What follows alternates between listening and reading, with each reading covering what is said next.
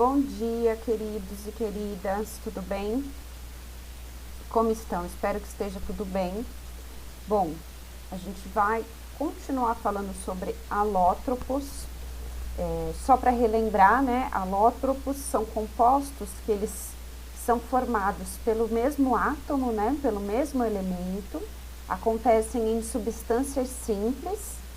Então, são formados pelo mesmo elemento, porém, eles se diferem ou entre a sua estrutura ou entre a sua quantidade, né, a sua molécula, a quantidade de átomos que estão ligados na molécula, como é o caso do oxigênio e do ozônio.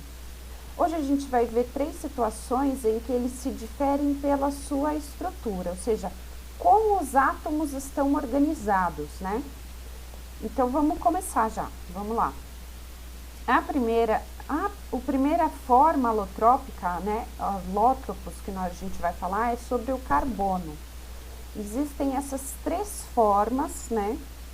A primeira, acho que a alotropia do carbono ela é bastante conhecida, né? A primeira é o diamante. Bom, o diamante, eles estão organizados em forma tetraédrica, o que confere a dureza, a resistência, a transparência, todas aquelas propriedades comuns de um diamante. Enquanto que na grafite, né, ele tem propriedades quase que opostas ao diamante, porque eles estão organizados de uma forma hexagonal, tá? Então a gente pode observar, né, essas representações, como essas estruturas são diferentes. E graças, né, devido a essa diferença nessas estruturas, que eles possuem propriedades diferentes. O grafite é cinzentado, ele é mais quebradiço, né, ele é mais frágil, ele não tem a resistência do diamante. E o fulereno, ele é uma variedade alotrópica do carbono, onde os átomos de carbono estão ligados dessa forma esférica, tá? Ele também tem um outro nome que foi dado em homenagem ao arquiteto que descobriu, que desenvolveu esse tipo de carbono. É Buckminster. Eu acho que é algo nesse sentido aí, tá bom?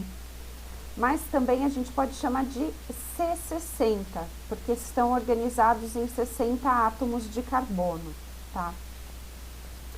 São sintéticos esse tipo de alótropo. Por isso que o arquiteto que desenvolveu essa substância, essa estrutura do carbono, essa estrutura também é chamada pelo nome dele, né? O diamante, ele também existe algumas variedades dele, né? Ele pode ser produzido, né, sinteticamente em laboratório, tá? Inclusive, algumas das variedades que são produzidas sinteticamente, elas são utilizadas como brocas, né, para perfurar materiais bastante resistentes, né, como alguns metais. E em alguns casos até são usados como joias também. E existe uma outra versão do carbono, que são os nanotubos, né? Eles são uma variedade aí do fulereno e eles estão organizados mais ou menos assim, ó, né? Essa estrutura esférica aqui. Os nanotubos, eles são muito utilizados para, por exemplo, enriquecer plásticos, né? Eles fornecem aos plásticos melhores propriedades, como maior dureza, maior resistência. Os nanotubos são capazes de conduzir calor e eletricidade, né? Que é uma característica bem peculiar, porque normalmente há metais como o carbono não tem esse tipo de propriedade, tá? Então, essas são as propriedades especiais dos nanotubos, certo? O próximo alótropo que a gente vai conversar é os alótropos do fósforo. Então, são 3 aí, né, mais conhecidos. Este daqui é o fósforo branco, que também vão se diferir no modo como esses átomos estão organizados, né, na sua estrutura. O fósforo branco, ele tem essa estrutura piramidal, tá?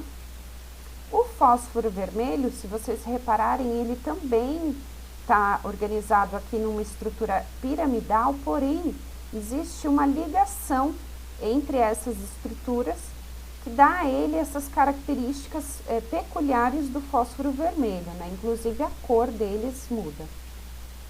E o fósforo negro, que tem essa estrutura mais complexa, tá? Então, são essas as três formas alotrópicas do fósforo. E também queria falar um pouquinho sobre o fósforo de segurança, que é o palito de fósforo que a gente conhece, né? Bom, aqui ele é formado por todas essas substâncias, o clorato de potássio, o diclorato de potássio, o dióxido de manganês, enxofre, óxidos de ferro, vidro moído e cola, tá?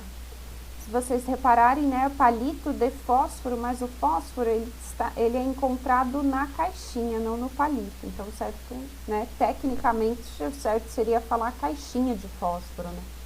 Tá aqui.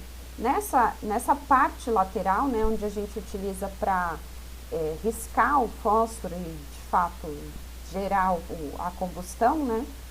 Aqui a gente encontra o fósforo, né? Então, nessa substância sesquisulfeto de fósforo, e também tem o sulfeto de antimônio, vidro moído e algum abrasivo que normalmente é usado areia, tá? Então, é isto, e o último e não menos importante alótropo que a gente vai falar é o enxofre, que ele pode ser encontrado nessas duas formas, né, que a gente chama de enxofre rômbico, ele tem esses cristais maiores aqui, né, ou o enxofre monoclínico, que ele também é um cristal, porém ele é um cristal mais fino, que a gente fala que ele tem uma estrutura semelhante a agulhas, né, pode ver que ele forma uma espécie de agulhas bem finas, bem pequenas aqui. Tá bom? Monoclínico, então, é esse no formato de agulhas, e o rômbico é esse que são cristais maiores, tá bom? Então, é isto, pessoal, estes são alguns alótropos. Importante é estar clara a definição, né? A gente sabe que os alótropos são substâncias simples, vai acontecer, a alotropia acontece sempre em substâncias simples, ou seja, substâncias que são formadas por um mesmo tipo de átomo. E aí esses átomos, eles podem se diferir, né, quanto a quantidade de átomos que eu tenho formando uma molécula, né, ou seja, a molécula será diferente, ou a estrutura desse composto, né, ou como esses átomos estão organizados é diferente, como é o caso do enxofre, do fósforo e do carbono, tá bom?